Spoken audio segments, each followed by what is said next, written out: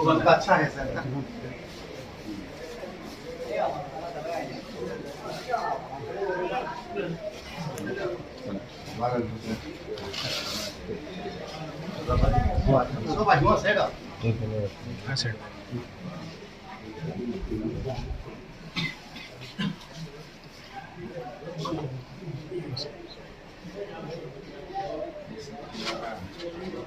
Gold बाधित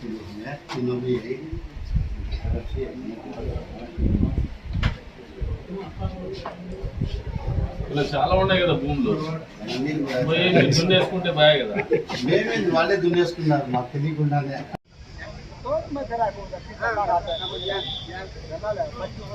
రోజు AgriGold customer and agents welfare association రాష్ట్ర కమిటీ పిలుపు మేరకు మన కదిరి నియోజకవర్గ అగ్రిగోల్డ్ బాధితులందరూ మన కదిరి ఎమ్మెల్యే శ్రీ కందిగుంట వెంకటప్రసాద్ గారికి ఎమ్మెల్యే గారికి శుభాకాంక్షలు తెలుపుతూ ఈరోజు మన అగ్రిగోల్డ్ బాధితుల కష్టాలను మన ముఖ్యమంత్రి శ్రీ నారా చంద్రబాబు నాయుడు గారు మేనిఫెస్టోలో ప్రకటించిన విధంగా అగ్రిగోల్డ్ ఆస్తులు ప్రభుత్వాధీనంలోనే ఉన్నాయి.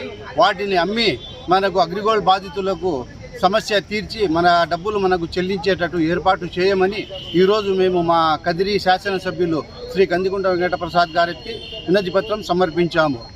మన ఎమ్మెల్యే గారు స్పందిస్తూ అగ్రిగోల్డ్ ఆస్తులు దండిగా ఉన్నాయి కదా, తప్పకుండా మేము ప్రయత్నం చేస్తాను, మా ప్రభుత్వం మాట ఇచ్చింది, మేము నెరవేరుస్తాము, మేము అగ్రిగోల్డ్ బాధితులందరినీ ఆదుకుంటామని మాకు హామీ ఇచ్చారు.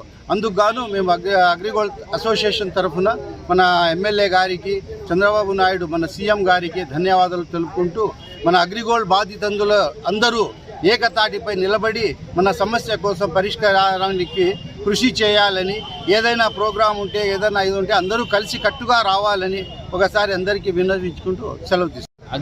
కదిరి అసోసియేషన్ తరఫున అగ్రిగోల్డ్ ఏజెంట్లము మేము అందరము సుమారుగా 11 సంవత్సరాల నుండి చాలా ఇబ్బందులు పడుతున్నాము.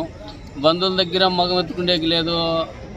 జగన్ ప్రభుత్వంలో 6 నెలల్లోనే మొత్తం చెల్లిస్తామని చెప్పి ఆయన చేతులు ఎత్తేసినాడు. కొద్దిగా ఇచ్చి మా కష్టం జీతం మేము అప్పులు చేసి కలెక్షన్లకు తీసుకొని మమ్మల్ని ఇళ్ళ కాటికి వచ్చిన వాళ్ళకు మేము డబ్బులు చెల్లించినాము. వాళ్ళ అకౌంట్లో పడినా కూడా మాకు ₹1 చెల్లించలేదు. మేము ఎక్కడ తలెత్తుకొని లేకోకుండా ఉన్నాం సార్. బీద పరిస్థితుల్లో ఉండి ఏందో ₹2 ₹3 ఆశపడి మా జీవితాలే నాశనం చేసుకున్నాం సార్. దయచేసి అగ్రిగోల్డ్ సమస్య తీర్చగలరనే ఆశతో మేము 10 సంవత్సరాల నుండి ఎక్కడ ఎవరు ఇస్తామన్నా వాటికల్లా పోయి ధర్నాలు రస్తారోకులు చేస్తున్నాము. మా సమస్య తీరనే లేదు. దయచేసి ఈ ప్రభుత్వంలో దయచేసి మాకు న్యాయం చేస్తారనే ఆశతో తిరిగి తనకలాడుతున్నాము. ఏదో మా కష్టం చాలా మంది చచ్చిపోయినారు కూడా. మమ్మల్ని ఆదుకోండి, మేము చాలా సహాయపడతాం సార్. మేము జనాల్లో చాలా తిరిగినాము, చాలా సమస్యలు మాకు తెలుసు. మేము ముందుకైనా వీళ్ళెంతలేని అనుకోవచ్చు, ఎవరు కూడా నాయకులు, మేము కూడా చాలా సహకరిస్తాము.